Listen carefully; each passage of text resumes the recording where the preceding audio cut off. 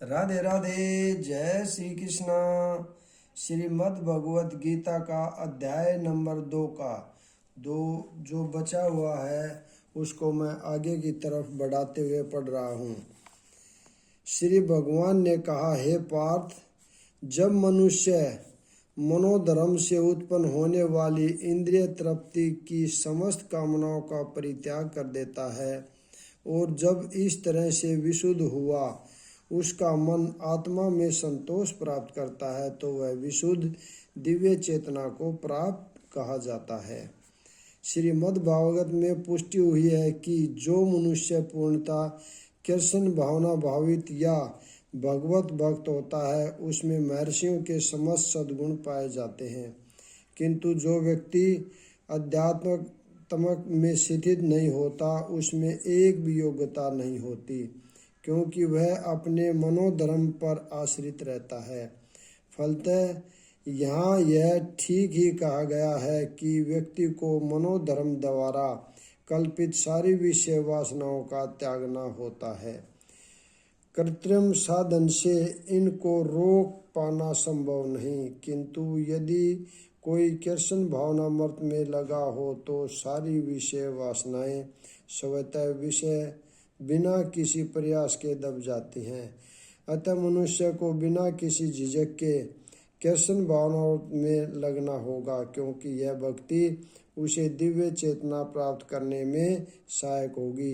अत्यधिक उन्नत जीवात्मा अपने आप को परमेश्वर का शाश्वत दास मानकर आत्मतुष्ट रहता है। ऐसे आध्यात्मिक पुरुष के पास भौतिकता से उत्पन्न एक भी विषय वासना फटक नहीं पाती। वह अपने को निरंतर भगवान का सेवक मानते हुए सहज रूप में सदैव प्रसन्न रहता है।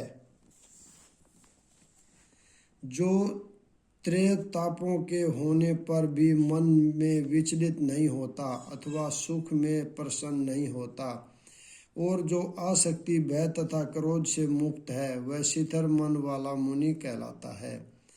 मुनि शब्द का अर्थ है वह जो सूक्ष्म चिंतन के लिए मन को अनेक प्रकार से उद्वेलित करे किंतु किसी तथ्य पर न पहुंच सके। कहा जाता है कि प्रत्येक मुनि का अपना अपना दृष्टिकोण होता है और जब तक एक मुनि अन्य मुनियों से भिन्न न हो तब तक उसे वास्तविक मुनि नहीं कहा जा सकता। किंतु जिस सिद्धि मुनि का भगवान ने यहाँ उल्लेख किया गया है वह सामान्य मुनि से भिन्न है। सिद्धि मुनि सदैव कृष्ण भावना भावित रहता है, क्योंकि वह सारा सृजनात्मक चिंतन पूरा कर चुका होता है। वह प्रशांत निषेध मनोरथांतर कहलाता है या जिसने सूक्ष्म चिंतन की अवस्था पार कर ली है और इस निष्कर्ष पर पहुंचा है कि भगवान श्री कृष्ण या वासुदेव ही सब कुछ है।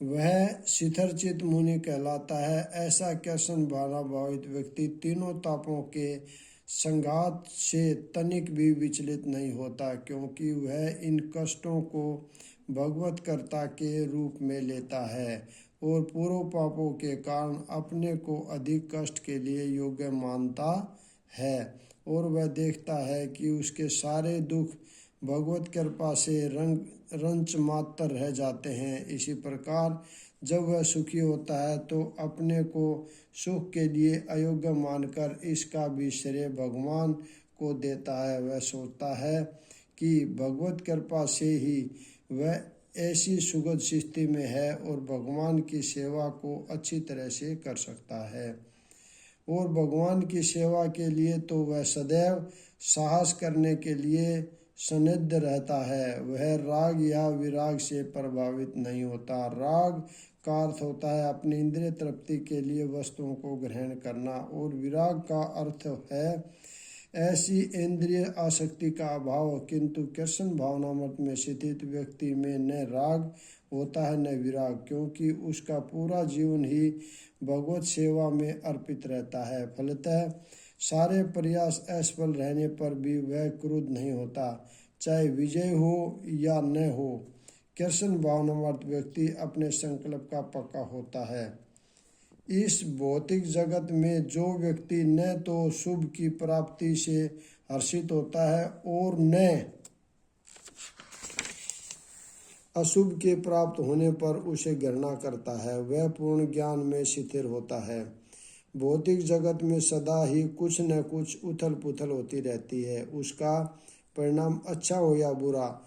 जो ऐसी उथल पुथल से विचलित नहीं होता, जो अच्छे या बुरे से अप्रभावित रहता है, उसे कृष्ण भावनामृत में स्थित समझना चाहिए। जब तक मनुष्य इस भौतिक संसार में है तब तक अच्छा या बुराई की संभावना रहती है, क्योंकि यह संसार दैत्य से पूर्ण है। किंतु जो कृष्ण भावनामृत में स्थित है वह अच्छाई या बुराई से अछूता रहता है, क्योंकि उसका सरोकार कृष्ण से रहता है जो सर्व मंगल में है। ऐसे कृष्ण भावनामृत से मनुष्य पूर्ण ज्ञान की स्थिति प्राप्त कर लेता है, जिसे समाधि कहते हैं। इसका अगला भाग जो बचा हुआ उसको कल पढ़ेंगे। राधे राधे, जय श्री कृष्णा।